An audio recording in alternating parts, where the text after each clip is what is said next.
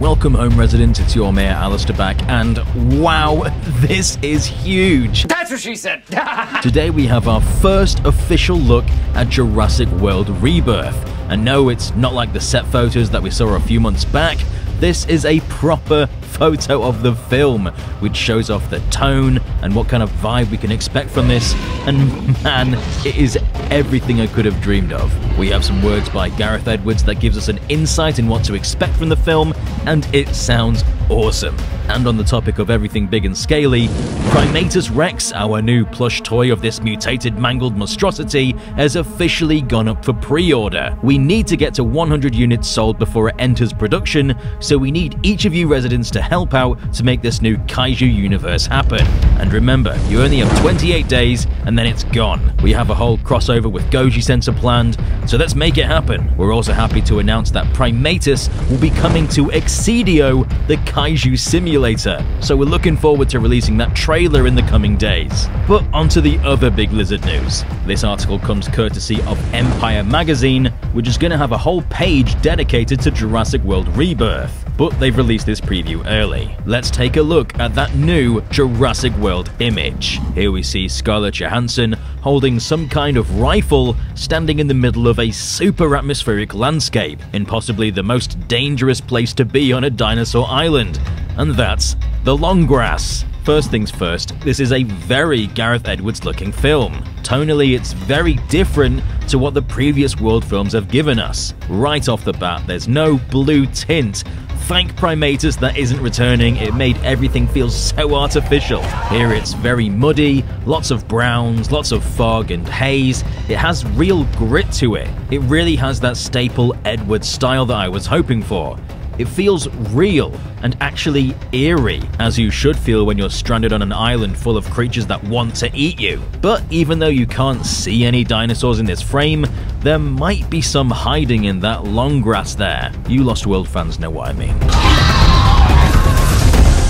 But it also looks like she's gazing at something either in shock or in awe. She's definitely reacting to something here, and it could be the iconic Brachiosaurus, which you can't have a Jurassic film without. As for Scarlett's character, Gareth has this to say. While it'll be packed with prehistoric beasts, the new human lead is Scarlett Johansson, whose operative Zora Bennett is leading an epic dino DNA hunt. She's looking for meaning in her life after leaving the military, and this opportunity comes along where basically she'd never have to work again. But through that journey, she starts to question the ethical rights and wrongs of what they were doing.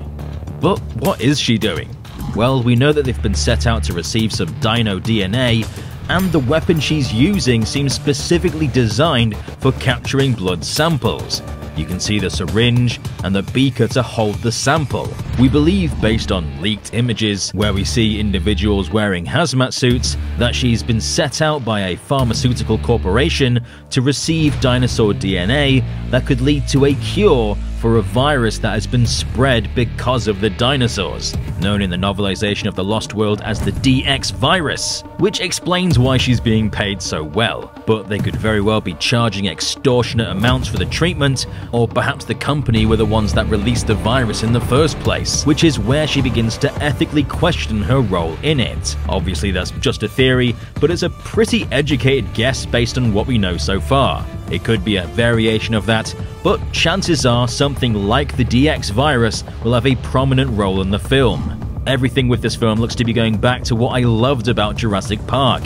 It's more down-to-earth, tense, horror-driven, and has ethical questions that relate to our own reality. And it seems that's deliberate, because here's what Gareth Edwards has to say. It goes back to what I loved about the original, with an embarrassment of riches of different set-piece type scenarios and tense, fun action moments. There were a lot of opportunities as a filmmaker to have a lot of fun and try and play games with the audience. The article also reveals Rebirth takes place 5 years after Dominion, and dinosaurs are still roaming the Earth, so for those worried that it's a complete reboot, hopefully that puts your worries to rest. Of course, I have to get Jacob in here to have his say, because like me, he's been wanting Jurassic to go back to that more grounded style of the originals. So Jacob, what did you think of it? Just like many of you guys, the first thing I noticed in this image was the beautiful Scarlett Johansson. And if you had any questions about whether or not she'd make any sense in a Jurassic sort of adventure rugged movie, well, I think you got your answer here. She looks pretty damn good, I think.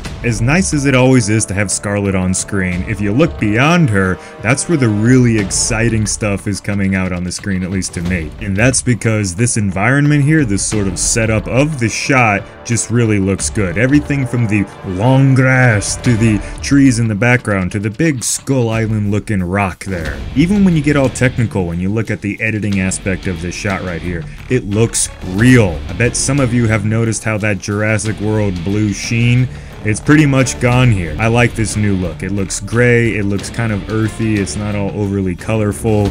It just kind of makes it feel more real and more serious. Even the contrast between the natural, Skull Island, original Jurassic Park island backdrop with that very sci-fi, I mean, look at this thing. It looks like something out of Halo. It still works. This sort of blending of the natural world with human technology, it's working here like it has never done before in the Jurassic World part of this franchise. Alright everyone, this shot's dang cool. It's nice to see movies trying to look real again and like this is an actual living, breathing world, and that's it. Alright, Al, take it back over. So that's the first look at Jurassic World Rebirth. What did you think of it? Let us know in the comment section down below. Remember that you have less than a month to pick up Primatus Rex, and when it's gone, so grab it while you can. Remember to subscribe and stomp the notification button to become a resident of Dangerville today. I've been Alistair, and we'll see you residents in the next one.